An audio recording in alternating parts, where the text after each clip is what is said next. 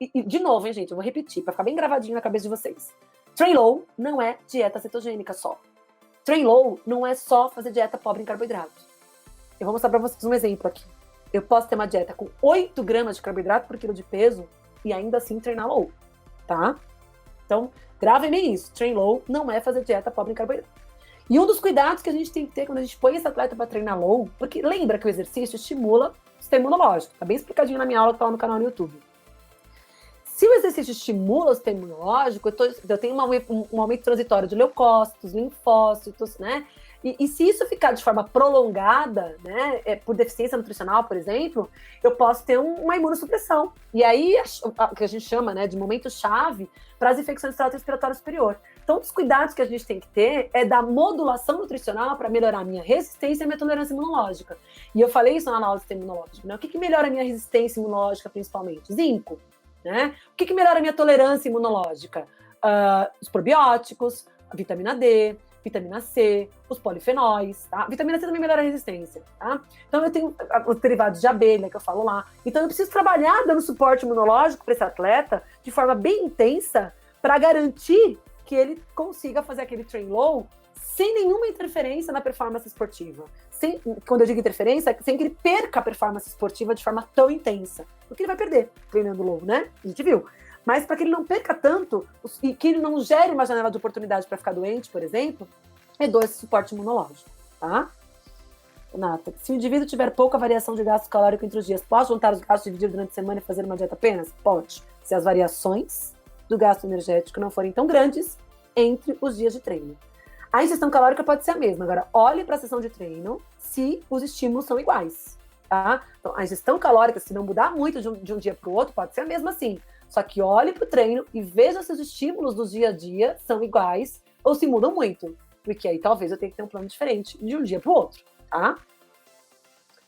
Então, quais são as principais questões relacionadas aos esportes de endurance que a gente tem, né? Então, a questão dos macronutrientes, essa questão da periodização do train low, que é interessante, que a gente pode usar na prática como uma forma de modular a resposta adaptativa de treino, pensar na recuperação muscular e metabólica desse paciente, não só alimentação, mas também sono, né?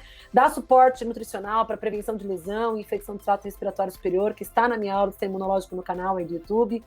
Pensar na questão da hidratação de forma planejada, se eu vou hidratar com sede, se eu vou fazer reposição de eletrólitos, se eu vou fazer esse treinamento para reposição de eletrólitos, se eu uso recursos ergogênicos e quais são mais eficazes. Então, vamos pontuar algumas coisas importantes aqui. Gente, olha só. Recomendação de carboidratos. Tem em qualquer lugar. O Guilherme Rosa, que estiver aí na aula, fala isso absurdamente. Né? A gente tem que pensar na gestão de carboidrato no meu atleta de endurance. Então, dependendo do tempo que ele treina, o meu atleta aqui que eu mostrei para vocês, 3 a 4 horas por dia, né? Então, ele vai consumir ali entre 8 a 12 gramas de carboidrato por quilo de peso por dia. Não é fácil, gente. A gente vê na prática, na mentoria presencial, a gente vê muito isso, porque eu acompanho as meninas bem de perto nas orientações lá, e falo muito isso, né? É quase que impossível a gente conseguir, às vezes, colocar 12 gramas de carboidrato por quilo de peso na dieta de um paciente. Tem que comer muito. Pensa um magrelo. Muitas vezes a gente tem um triatleta magrelo, 60, 65 quilos. Comer 12 gramas de carboidrato, gente, é quase que absurdo, né? Não é impossível, mas ele tem que ter muita vontade de comer, tá? Então, geralmente, eu trabalho no nível mais baixinho, ali, 8, 7. Às vezes, uso 12 para fazer uma supercompensação de carboidrato pré-competição, por exemplo, 2 dias antes de uma competição, tá? Mas o plano alimentar geral teria que ser ali no máximo 7 a 8 gramas de carboidrato. Com certeza, Viviane, vai ficar aqui direto essa aula para você assistir, tá? Aí, por exemplo, olha só, um cara que treina 65, que tem 65 quilos e treina uma vez por dia, de 3 a 4 horas, como eu mostrei para vocês. Olha só o quanto ele precisa comer para atingir 8 gramas de carboidrato por quilo de peso. Para ter 530 gramas de carboidrato na dieta, ele tem que comer de manhã 50 gramas de pão integral com queijo meia cura, um copo de suco de laranja de 200 ml, uma dose de whey sem sabor, 100 gramas de mamão, 30 gramas de aveia em flocos. No lanche pré-treino, ele pode usar 2 bananas danicas, 2 colheres de sopa de mel, uma paçoca e uma colher de chá de canela.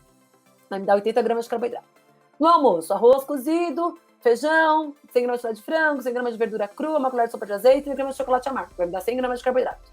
Um iogurte proteico, salada de fruta, granola, mix de castanha. 70 gramas de carboidrato no lanche da tarde. Uma tapioca com ovos mexidos, 75 gramas no lanche da noite. No jantar, mandioca, carne moída, frango, azeite, abacaxi, 60 gramas. Antes de dormir, um kiwi com aveia, um copo de suco de vinho integral. Gente, responde pra mim no chat. Essa dieta é difícil? Gente, não. Eu tô trabalhando com alimento simples. Até arroz branco eu tô dando pra ele, né? Não é difícil, não é uma dieta difícil. Tem alimento difícil, impossível de comprar aqui? Talvez um pouquinho mais caro, talvez umas castanhas seja um pouquinho mais caro, comprar um azeite, um suco de uva integral, orgânico, mas não é uma dieta difícil, né? Não é uma dieta impossível de ser feita em termos de qualitativos, em hipótese alguma, tá?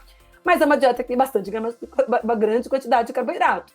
E aí eu preciso ensinar ao paciente que 300 gramas de arroz não é 300 gramas de carboidrato, né? Porque tem até nutricionista pensando isso às vezes, né? Que isso é importante a gente entender, a densidade da dieta, né? Em relação ao que ele consegue comer, né? Então, eu sou a mulher dos né? Falo milhões de né aqui, mas tudo bem. Então, vejam que, olha só, ele está comendo 530 gramas de carboidrato, que para esse atleta que pesa 65 quilos, está dando 8,15 gramas de carboidrato por quilo de peso, tá bem? Então, não é impossível. E aí, vem a periodização. Olha o que a gente pode fazer. Eu peguei aqui 4 dias, esse trabalho mostra 4 dias de treino. É um ciclista de estrada de elite. Ele treina uma vez por dia, 4 dias consecutivos, às 10 horas da manhã. O primeiro dia de treino é um treino de 4 a 6 horas de duração, tá? Um intervalado, olha só, acima do limiar de lactato dele. Então, o que eu faço? Nesse dia, a dieta tem que ser pré-treino rica em carboidrato, durante o treino rica e pós-treino rica. Então, olha, aconselho-se a alta ingestão de carboidrato antes, durante e após a sessão de treino, nesse dia, para reduzir e depois reduzir a ingestão de carboidrato no jantar, para fazer uma estratégia que se chama de sleep low, que é uma estratégia de train low, no treinamento do dia seguinte. Porque no dia seguinte, olha só, ele tem 3 a 5 horas de treino de baixa intensidade, abaixo do lactato, do limiar de lactato. Então, eu diminui o carboidrato da noite, do dia 1. No dia 2, ele não comeu pouco carboidrato ou não comeu carboidrato no pré-treino. Coloquei pouco carboidrato durante o treino e aumentei a ingestão de carboidrato depois desse treino no dia 2, de baixa intensidade. Por quê? Preciso refazer os estoques de carboidrato para o treino 3, do dia 3, que é o mais intenso, né? 3 horas de treinamento de HIIT, né? Treinamento de alta intensidade, intervalado. Então, eu ponho o carboidrato ali, diminuo um pouquinho a ingestão de carboidrato durante, muito carboidrato no pós-treino. E aí, olha só, um médio carboidrato à noite, porque no dia 4 é um dia de recuperação. E aí, nesse dia, eu posso trabalhar com uma ingestão de um carboidrato um pouco mais baixa. Então, quem me perguntou lá, se eu tiver ingestão calórica semelhante todos os dias, eu posso usar a mesma ingestão calórica? Pode. Você pode usar a mesma ingestão calórica todos os dias. Inclusive o mesmo plano alimentar. Mas, se as sessões de treino mudam em carga, lê-se, intensidade e volume, eu preciso contemplar essas alterações de volume e intensidade do treinamento. Eu posso ter o mesmo valor calórico, um plano alimentar único, mas eu preciso brincar com algumas coisas ali, de acordo com a intensidade e a duração do treino dentro do plano alimentar, tá? Então, vamos supor que a dieta tenha 3.500 calorias. Eu vou dar um exemplo, vou um pouquinho mais pra frente, que vai ficar bom agora para vocês. Olha só, olha esse paciente. Esse aqui é um plano 1 dele, tá? Que é um plano para um treino de alta intensidade, com foco em performance e desenvolvimento das capacidades físicas. Se chegarem bem pertinho da tela, aí vocês vão ver, olha só. Vamos pegar aqui, olha, a ingestão de calorias. 3.516 calorias, ali quadradinho roxo. Quanto tem de proteína? 1,89, né? 1,79, 1,8. Carboidrato, 8 gramas de carboidrato por quilo de peso. Lipídio, 1,73 gramas por quilo de peso. Ô, gente, fica até o final aí, hein? Tem bastante novidade ainda. Não falei nem de crossfit ainda. Fora a surpresinha que eu tenho para vocês aí, um presente para vocês, hein? Bom, olha só, dieta, então, tem 8 gramas de carboidrato. E olha que tem carboidrato no pré-treino, no pós-treino, no almoço, no jantar, no lanche da tarde. Ó, tudo... Desculpa, no jantar não. Até o lanche da tarde ele tem carboidrato. O jantar tem 7 gramas de carboidrato. Super pouco, tá? E aí, o que eu faço? Eu dei pouco carboidrato aqui. Aí, na dieta do plano 2, olha só, com treino de baixa intensidade, então, esses são os dias de treino de alta intensidade. Quando ele faz um treino de baixa intensidade, olha a digestão calórica, muito próxima, 3.400 calorias. Não consigo chegar em 3.500, 3.400 calorias. Olha a digestão de proteína, um pouquinho mais alta, 2, porque tem uma refeição a mais. Carboidrato, 7,58. Gordura, 1,55. Fica muito próximo. E a ingestão de carboidrato, olha só, em todas as refeições, com exceção do treino em jejum. Ele vai treinar em jejum. Isso é periodização de carboidrato. Entende? Tem a mesma quantidade de calorias, praticamente a mesma quantidade de carboidrato, a mesma quantidade de proteína, mas a hora que eu coloquei o carboidrato no pré-treino mudou. Para um treino de alta intensidade, eu coloquei comida pré-treino. Para um treino de baixa intensidade, eu não coloquei comida pré-treino. Alina, tá com sono, mano? Não, bora! 10 horas da noite ainda, tem muita coisa pela frente, bora! Tem muita coisa legal ainda, muita coisa, tá? Vai ter sorteio! Olha, será? Ixi, Priscila, não sei não. E aí, olha só, pré-treino. Tem um exemplo aqui pra vocês, ó, no lanche pré-treino. 2 bananas nanicas, uma colher de sopa de paçoca, chá de canela, farinha de aveia. Olha, para 120 gramas de carboidrato. Um exemplo de pré-treino. Super interessante, que é esse pré-treino refueling que a gente chama, né? Antes do exercício, 60 minutos antes do exercício, colocar essa quantidade de carboidrato, né? 120 gramas de carboidrato, tá? Então é muito fácil, não é nada difícil a gente fazer isso, tá bom? Ó, para esse homem que pesa 65 quilos, vai dar 1,8 gramas de carboidrato por quilo de peso, que fica dentro dessa recomendação de pré-treino, desse pré-treino imediato, né? De 1 a 4 horas para exercício. Uma coisa importante, gente, que pré-treino não é só esse pré-treino imediato, né? Eu falo que o pré-treino é o pós-treino da minha sessão anterior. Então, eu treinei agora. Meu pós-treino é muito importante, porque esse pós-treino é o pré-treino da próxima sessão, tá?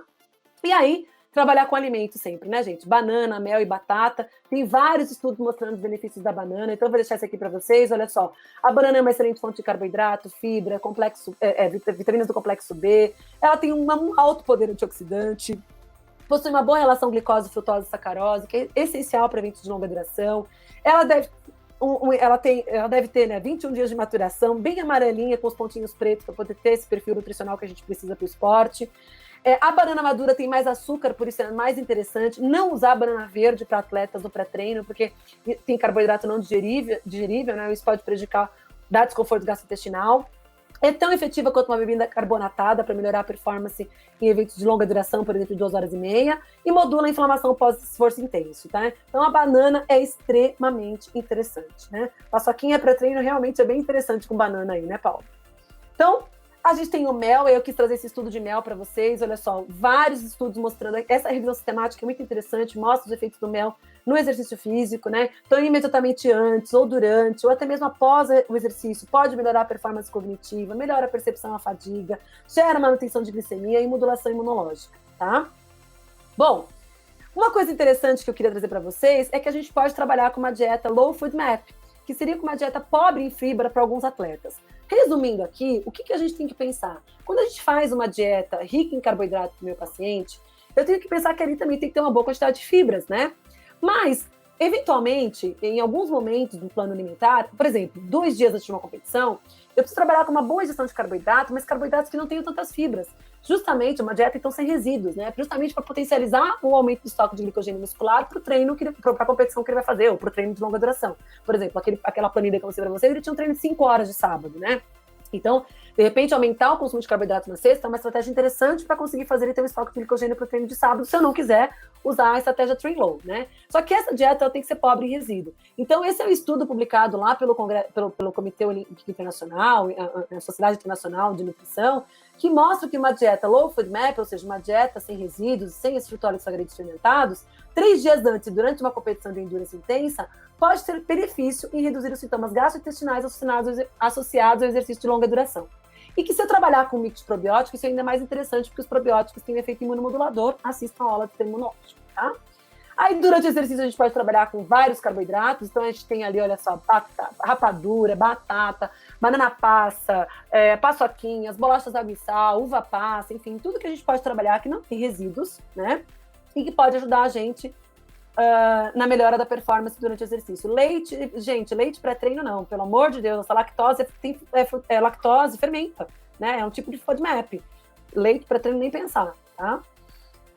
E aí, olha só, os estudos também mostram que a ingestão de purê de batata também pode ser uma estratégia nutricional interessante e viável durante as atividades de longa duração, pois mantém os níveis glicêmicos, facilita o esvaziamento gástrico e suporta a performance de forma similar aos produtos de gel concentrados em carboidrato. Então, às vezes, o gelzinho é super caro e o paciente às vezes não consegue comprar e também fica tomando esse monte de gel durante uma prova de longa duração. O purezinho de batata é uma estratégia interessante. Coloca num saquinho, amassa bem e ele vai fazer que nem chup-chup. É uma delícia. Batata fria com sal, é maravilhosa. Você ainda põe um sódio ali para repor esse sódio, esse eletrólito, tá? Pós-treino, qual é a recomendação? 24 horas pós-treino. Uma dieta que tenha a quantidade de carboidrato que a gente está dando ali, né? Que a gente está trabalhando com 8 a 10 gramas de carboidrato por quilo de peso, né? Especialmente nas primeiras 3 a 5 horas pós-exercício, pensar nessa recomendação e se associada com carboidratos, potencializa a recuperação, tá? Então, a gente já tem estudos que, olha só, a ingestão de carboidrato imediatamente após o exercício acelera aqui, ó, 15,4 a gente tem um aumento em 2 horas, né, de forma significativa quando comparado com o grupo que não consome carboidrato imediatamente após as primeiras 2 horas.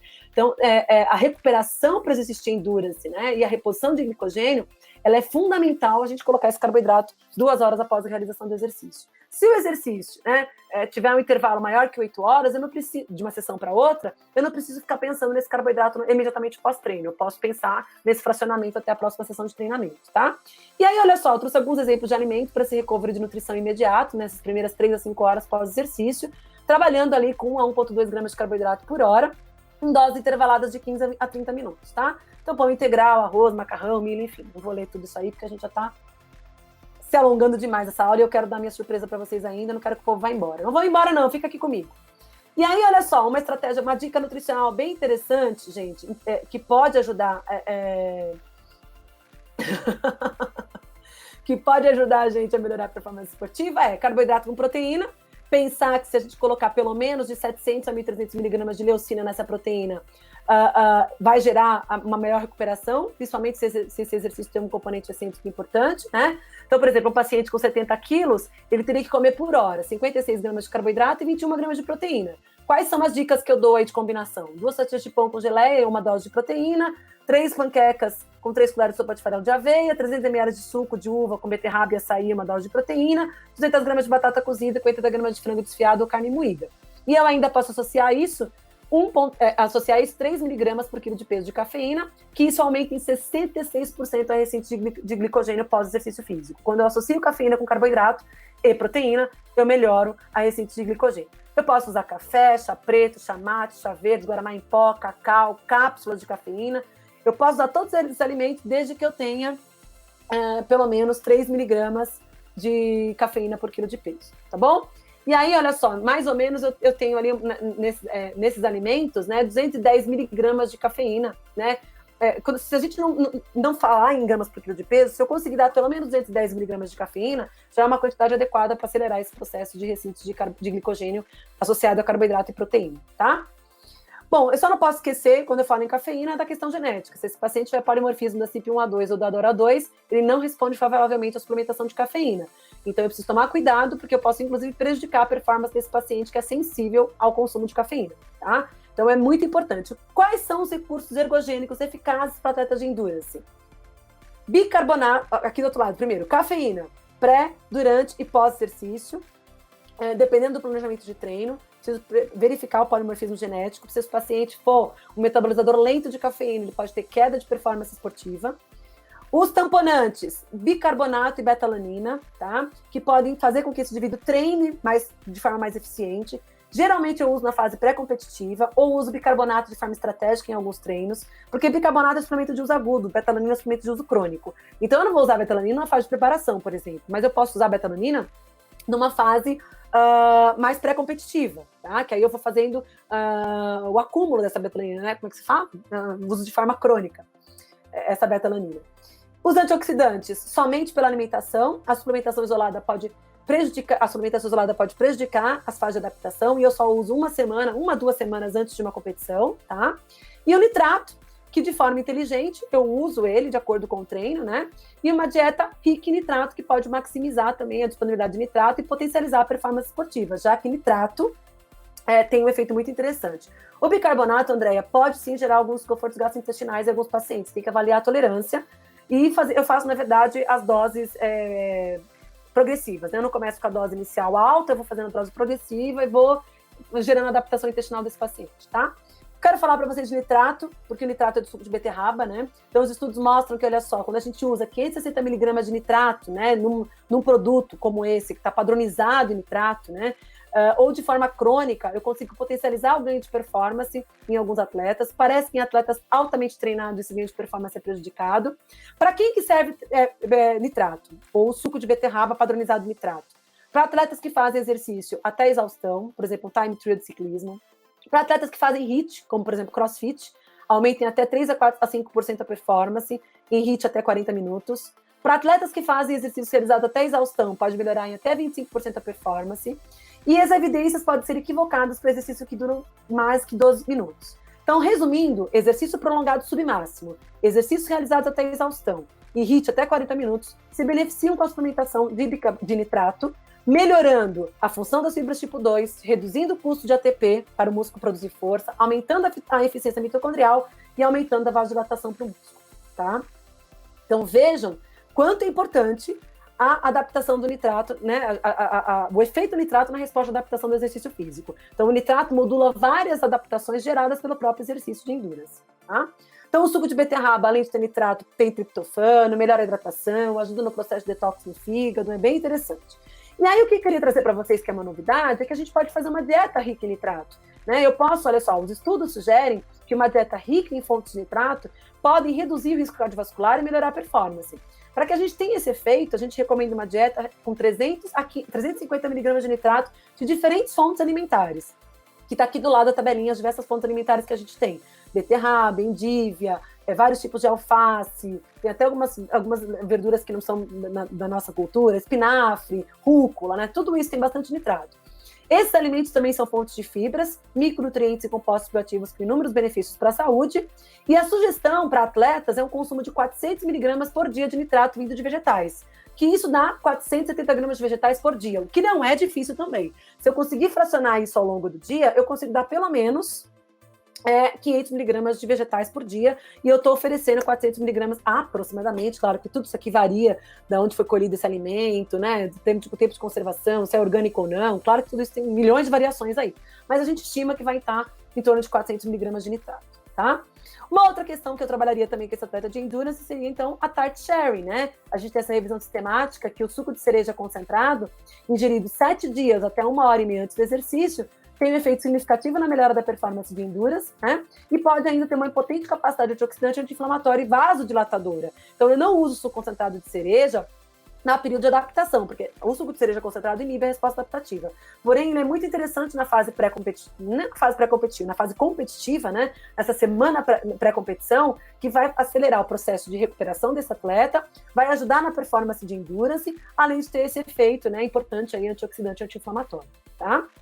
O suco de uva também pode ser utilizado. Os estudos mostram que o consumo de 10 ml por quilo de peso de suco de uva ao dia pode melhorar a performance de endurance em até 18,7%. Tem uma enorme quantidade de compostos bioativos no suco de uva e tem o resveratrol, que é um potente ativador da biogênese mitocondrial, e a gente viu lá atrás que pode ser um dos moduladores da resposta de adaptação de treino, tá? Bom, eu acho que aqui eu termino a parte de endurance, tá? Não vão embora, gente, por favor, fica aqui comigo que só falta crossfit e eu quero dar surpresa para vocês no final. Fica aqui comigo, tá bom?